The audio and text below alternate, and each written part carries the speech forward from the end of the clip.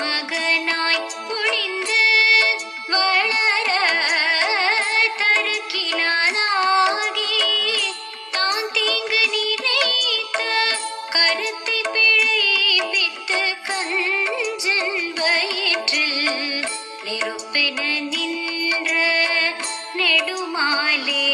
உன்னை அறுத்தித்து வந்தோ